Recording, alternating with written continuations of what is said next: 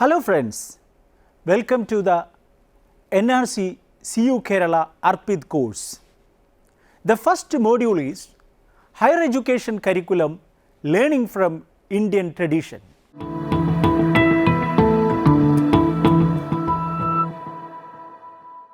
The journey of higher education in India has grown through various periods such as ancient, medieval, colonial, post-independence and contemporary. We know that in this journey, English system of education gets a position in Indian higher education.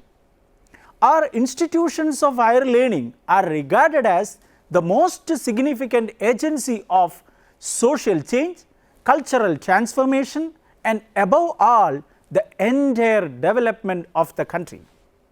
Hence, the expedition of Indian higher education beginning from ancient system of education in the Vedic period to the post-colonial period is worth enough for a study. In the ancient system of education, we had Brahminical system of education and the Buddhist form of education. The Brahminical system of education was planned and controlled on the basis of religious values, and the Buddhist system of education was secular in nature. The major transformation in Indian higher education took place by the initiatives of British rulers, which made an impact both a positive and negative ways. Therefore, this module stresses mainly on the historical development of Indian higher education curriculum from ancient period through medieval to the present. Higher education in India, a historical journey from ancient. Indian higher education is not a new phenomenon, whereas it has a long historical and traditional root on which the present system of education has been developed. The institutions of higher education are acknowledged as the most significant agency of social change for the human resource development of the nation. The historical journey of our higher education had been started with Vedic system of education, and in the ancient time, namely the Brahminical and the Buddhist form of education, has been travelling through Muslim era, which again continued through British period and even after independence. Here in this module, we write the historical expedition of Indian higher education in ancient, medieval and colonial period. At first, let us have a deeper look to the higher education system prevailed in ancient time. Higher education in ancient India. The nature and style of Indian higher education in ancient period was considered as purely religious. The main religions during those times were Hinduism, Buddhism and Jainism. Hence, an education which was solely based on religion had an outstanding significance in constructing, transforming and communicating knowledge to the people in the society. In Vedic period, there were mainly two broad tendencies in educational system. They were Brahminical education and Buddhist education. Higher education in Vedic period. Brahminical education had developed during the Vedic period. Rigvedic education was concerned with an effort to preserve the contemporary religious text through oral transmission. The educational institutions of those times contained of small domestic schools run by a teacher, guru or rishi, who usually admitted learners for instructions in the house of the teacher.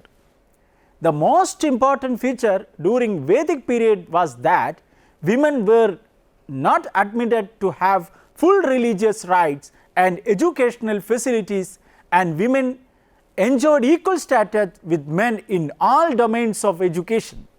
Later on, Vedic periods of education witnessed a continuity and some transformation in the educational system. There were three types of educational institution that existed in the later Vedic period. The first one was the usual system in which the teacher, as a settled householder, admitted pupils of a tender age for the instruction. These students left their home for study after the initial ceremony for learning called Upanayana. Secondly, debating circles and parishads were other types of learning centers where the students discussed and debated on various aspects of knowledge. The third type of institution was represented by conferences summoned by kings, in which the representatives of various schools participated. The later Vedic period witnessed the manifestation of the Varna system, which was dominated by the Brahmins.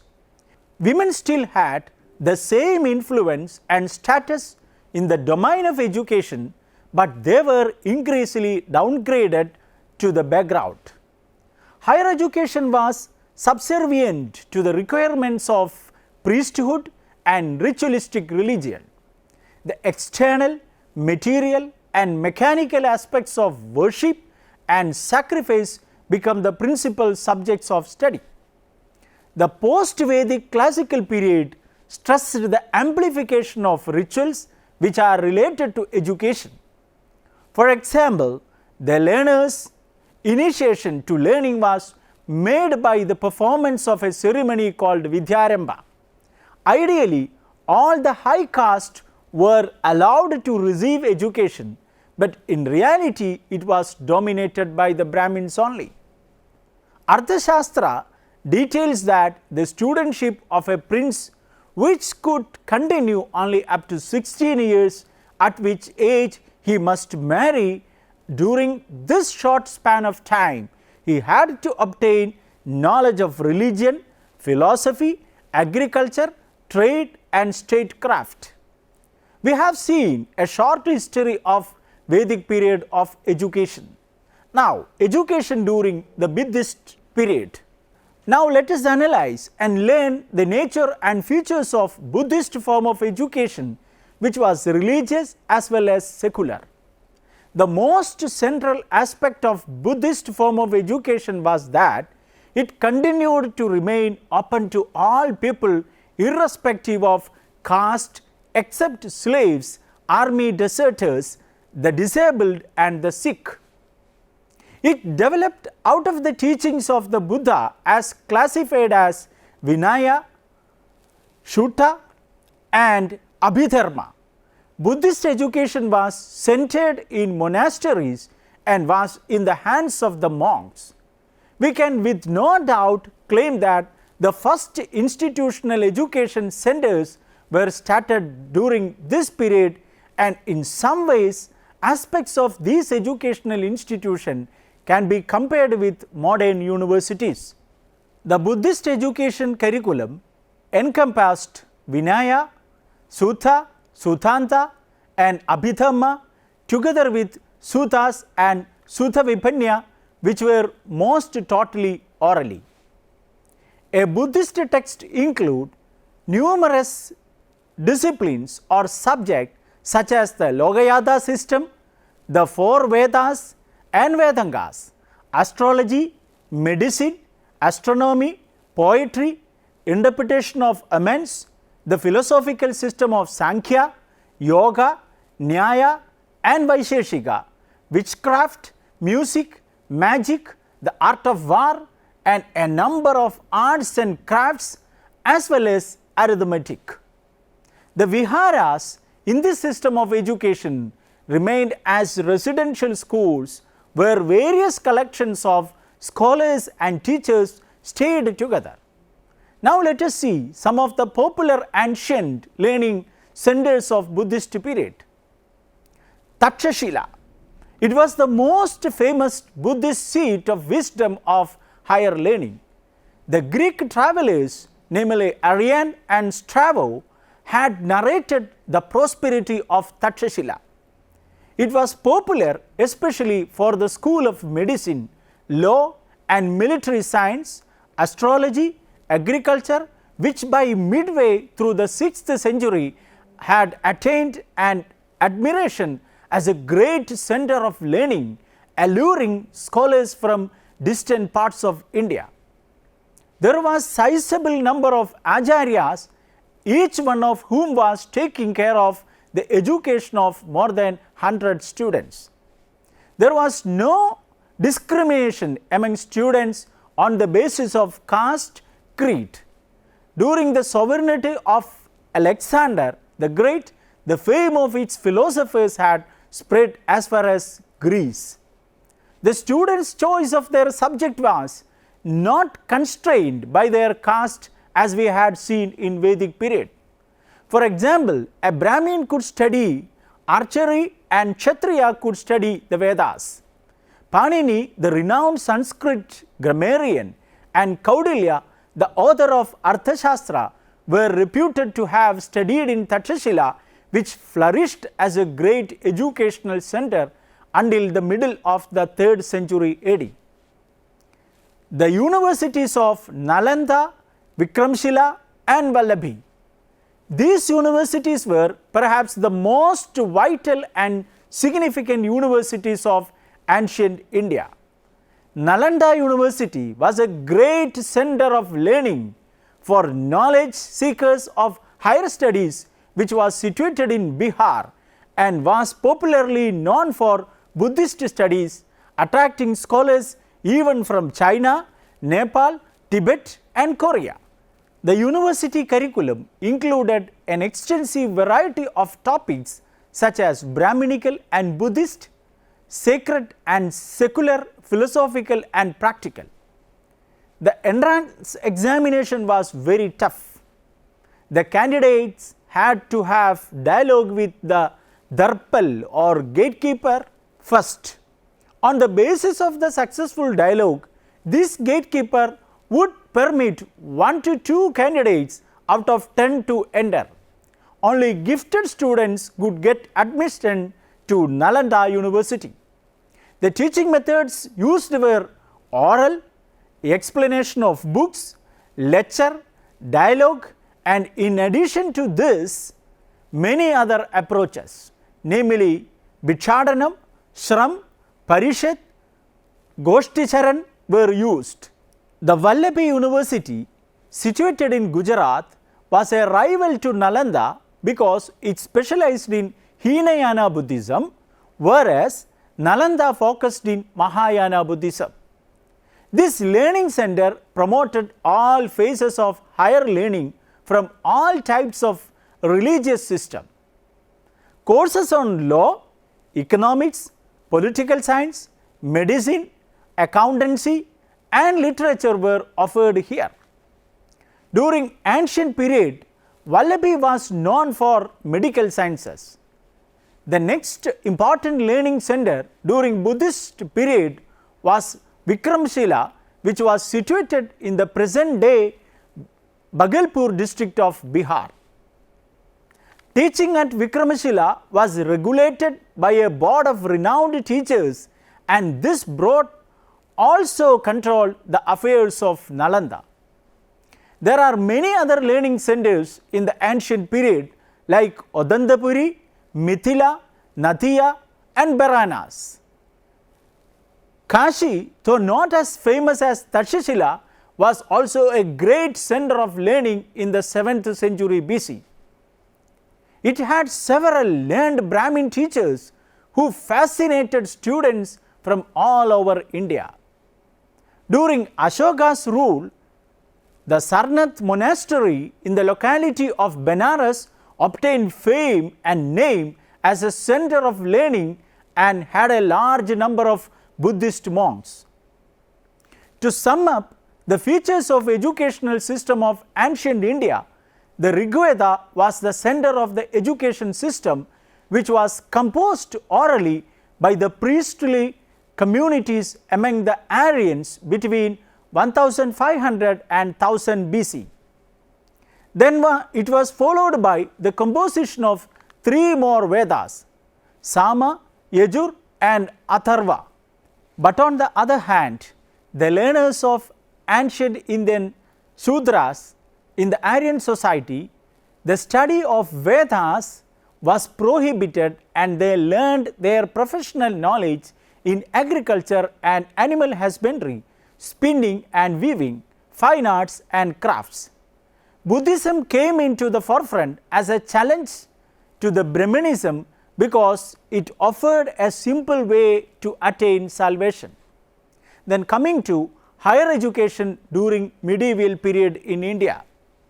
The medieval era in the history of India is denoted as a major point of social and cultural synthesis. The history of education in medieval period shows as a part of the wider study of the history of society, social history, mostly interpreted with politics, economics and religion. Early Indian education and many of its centers continued in the Middle Ages, but Madrasah emerged as the important center of education.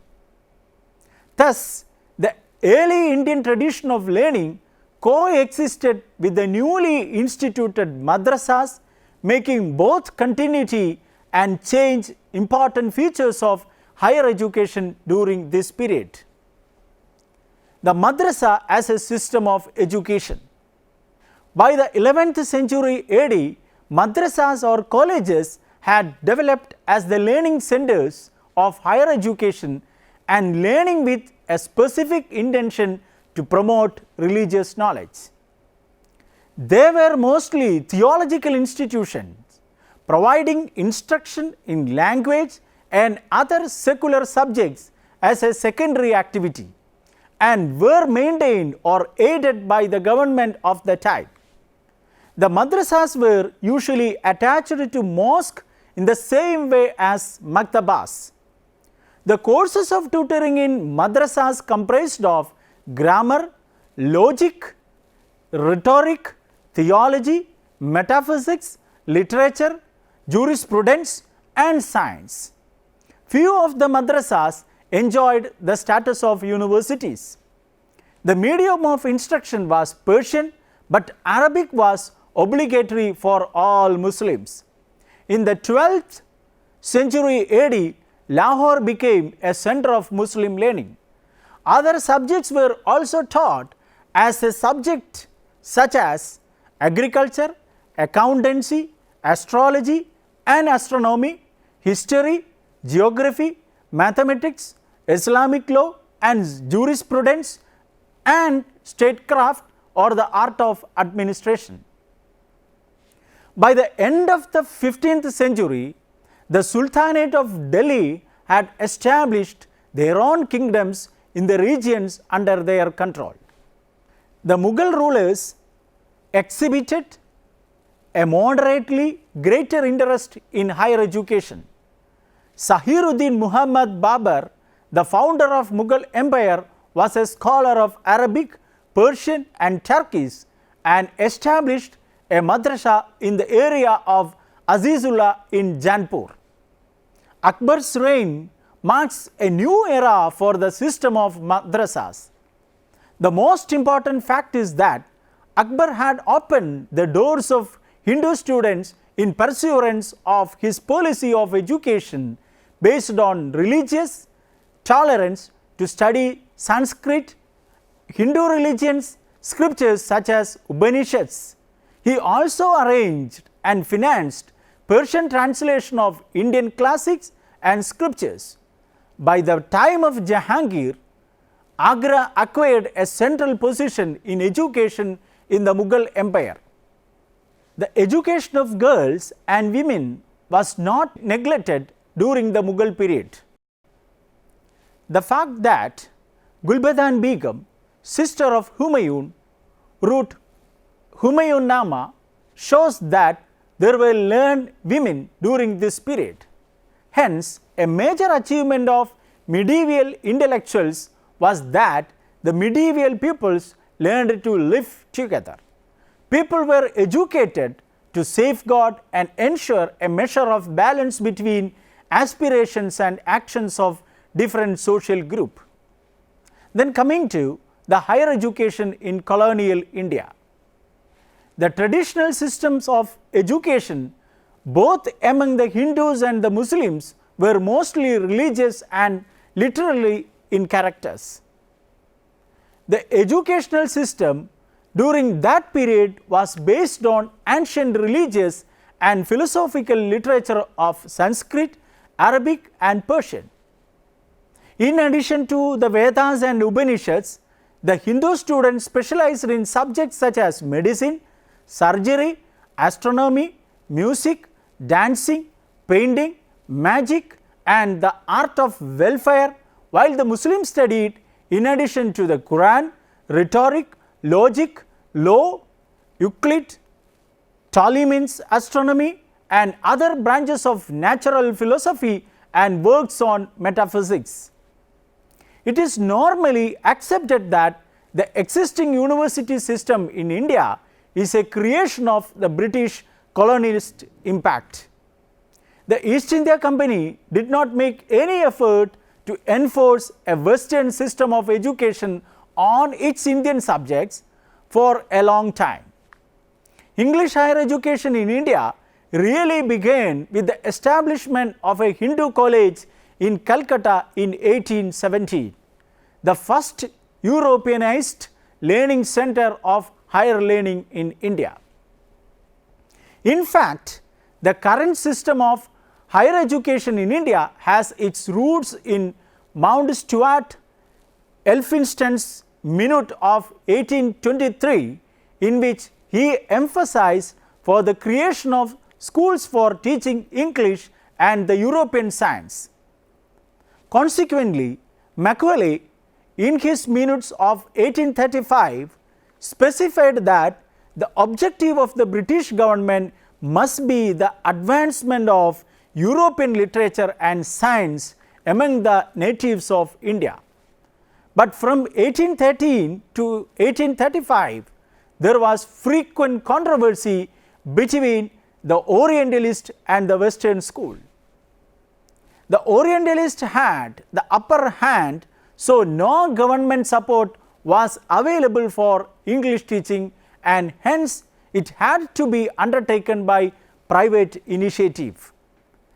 Two conflicting influences were noticeable in the earliest efforts to introduce Western learning to India and the influence of a semi-rationalist school concerned to impart secular training and sympathetic with corresponding movements in England and the missionaries for whom English education was mainly important as a vehicle for religious teaching.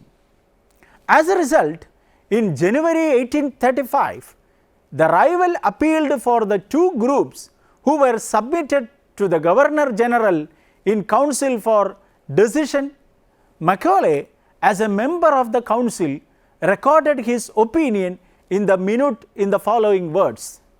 To sum up what I have said here regarding the British period of education, I think if you are not bound by the Act of Parliament of 1813, that we were not controlled by any pledge ideas, that we are free to employ our funds as we choose, that we ought to employ them.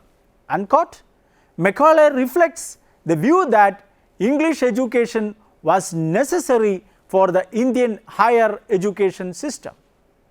On the other hand, Macaulay, 1940, reported that Indians continuously demanded an English style of higher education because it provided higher status and prestigious jobs in the British bureaucracy or in the growing commercial sector of the economy. Hence, the British themselves were prejudiced that they needed a class of educated Indians at the secondary level, post in the government, and to act as intermediaries between Raj and the Indian population, and English education was wanted by the Indian urban elite, not only for employment and careers, but also because it spread the Western secular education's special role in the social and political renewal of India towards a self-rule. The elite were the beneficiaries of this system and have had a vested interest in its continuation. The idea of establishing universities in India on the model of the London universities was first promoted in Sir Charles Wood's dispatch of 1854, which has been described as the Magna Carta of English education in India. It defined the aim of education in India as the transmission of arts, science, philosophy and literature of Europe and the study of Indian languages. These recommendations also encompassed law, medicine and engineering and were followed by the founding of universities at Calcutta, Bombay and Madras in 1857 following the model of the University of London. In brief, higher education in British India remained concentrated in and around the cities and towns and was more widespread among men than women and amongst the higher caste. To sum up this module, India has a very old tradition of knowledge and learning. Truly speaking, a well-established system of higher education was in practice as early as 1000 BC. In that education system, the creation of knowledge, the beliefs on which knowledge is based, and the organization of learning are very different from the European tradition. The Indian system is validated and confirmed by the fact that it sustained Indian civilization for centuries. This education tradition of India has made the country a global power. Thank you very much. We will meet soon.